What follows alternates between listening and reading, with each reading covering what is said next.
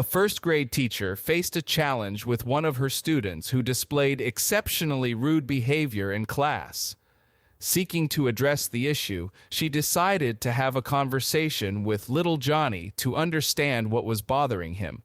Johnny responded, "I'm too smart for the first grade. My sister is in the third grade, and I'm even smarter than her."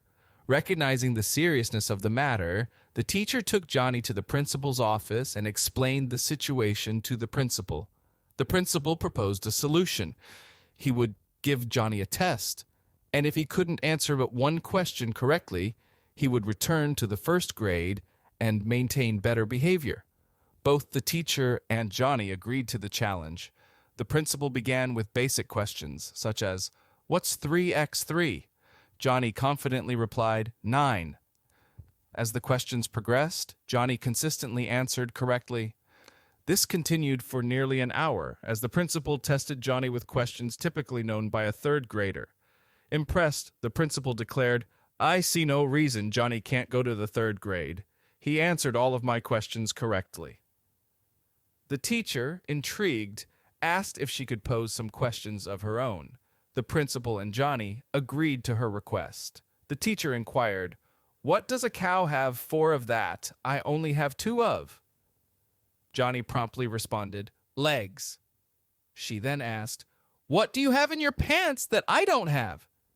The principal gasped, but before he could intervene, Johnny replied, "Pockets."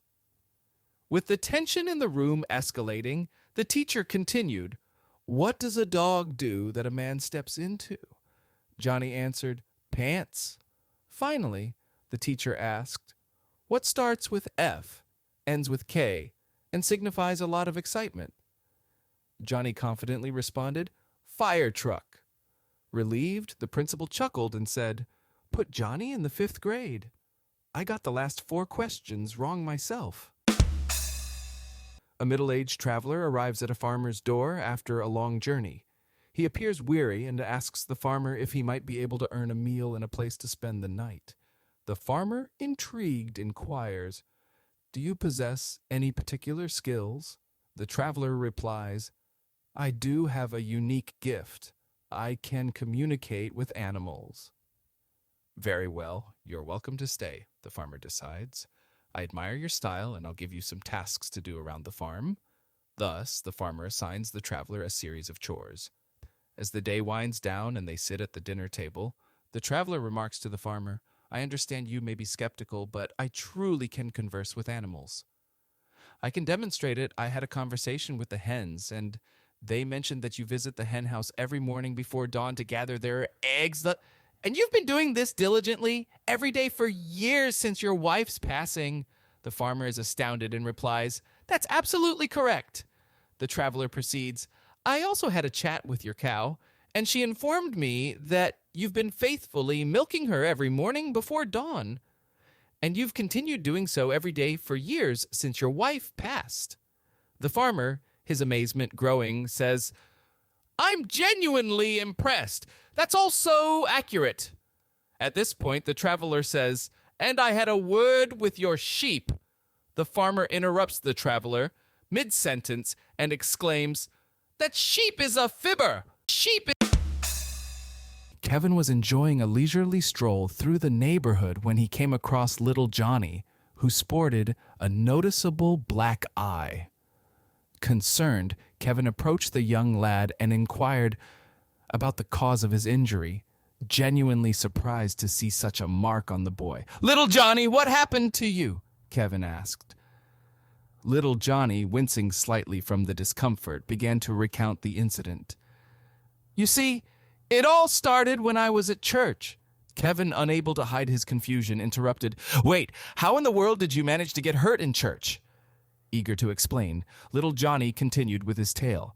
"Well, there I was, sitting right behind Katie during the service. It was a typical service, where you have to stand up, then sit down, then kneel, and it keeps going like that. Well, during all these movements, I noticed that Katie's dress had gotten all bunched up and was making her uncomfortable. Feeling the need to clarify my good intentions, I thought I was being helpful when I decided to pull the dress to fix it. But that didn't go over well with her. She spun around and gave me a good hit right in the eye. Kevin, shaking his head in disbelief, responded, I can't even imagine why you thought that was a good idea. He continued on his way, thinking that was the end of little Johnny's misadventures. However, to Kevin's astonishment, the very next week, he encountered little Johnny again, and once more the boy had a black eye, this time on the other side. Exasperated, Kevin couldn't help but ask little Johnny what happened this time. Without missing a beat, little Johnny began, Well, I was back in church. Kevin, unable to contain his frustration, exclaimed, Not church again! How do you keep finding trouble in a place like church? As little Johnny started his story, it sounded eerily familiar. I was there, sitting behind Katie once more. It was the same situation with her dress getting all bunched up from all the standing, sitting, and kneeling. But this time, it was her sister who noticed it and pulled her dress for her. Then, with an innocent look on his face, little Johnny concluded, I remembered how much Katie didn't like it when I did that last time, so I put it back the way it was before. A priest and a nun find themselves caught in a blizzard and take refuge in a deserted cabin.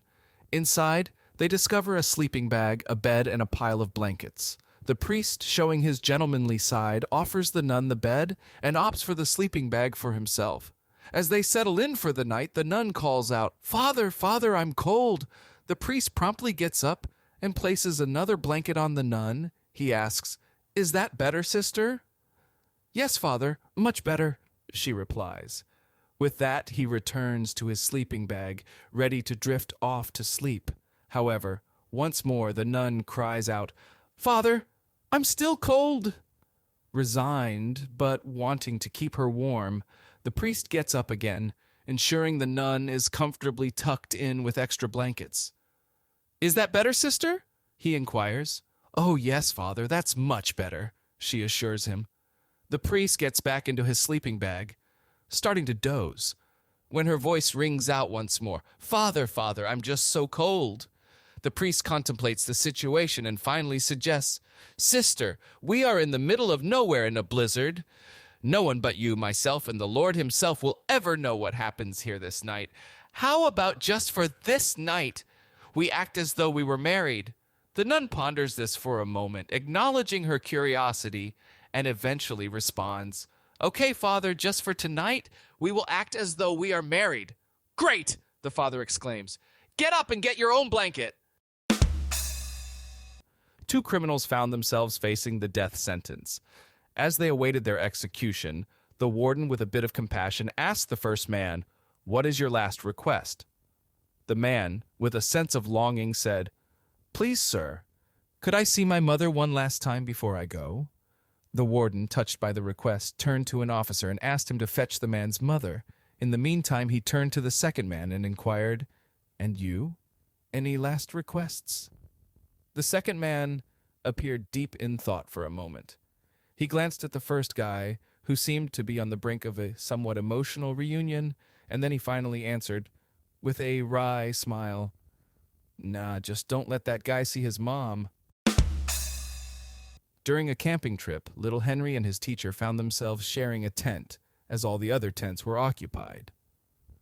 Little Henry, being a curious child, asked, Can I play with your belly button? My mom always lets me do that when we camp. The teacher, finding it a bit unusual, but not wanting to be unkind, agreed and said, Sure. After a few minutes, the teacher couldn't help but exclaim, Whoa, whoa, whoa! That's not a belly button! To which little Henry replied, Whoa, whoa, whoa! That's not a finger! The guy decides to buy a pair of gloves for his new girlfriend as a Halloween gift. They've only been dating for 3 weeks, so he thinks it's the perfect gift, romantic, but not too personal. He invites his girlfriend's younger sister to keep him company to help choose a pair of gloves that her sister would like. They head to the mall and the sister picks out a lovely pair of white gloves. The guy makes a purchase. The sister also chooses a pair of panties and buys them. However, in the process of wrapping gifts, the saleswoman accidentally replaced the parcels and no one noticed it. As a result, the sister has gloves, and the guy unknowingly takes home a gift box with panties. Without double checking, the guy quickly delivers a gift to his girlfriend, accompanied by a caring note. The note says, "My dear, I chose this because I noticed that you usually don't wear anything when we go out in the evening. If your sister wasn't there, I would have chosen the long ones with buttons, but she prefers the short ones, which are easier to take off. The color is quite delicate. The woman I bought them from had to wear them for the last 3 weeks, and they were hardly dirty. I even asked her to try on your pair, and she looked pretty stylish. I wish I was there to help you put them on for the first time. No doubt other hands will touch them before I have a chance to see you again. Don't forget to blow on them before putting them away after taking them off, as they will naturally be slightly damp from wearing. Just imagine how many times I'll kiss them on Halloween night. I hope you will wear them on the eve of this day. P.S. The latest trend is to wear them folded so that a little fur is visible.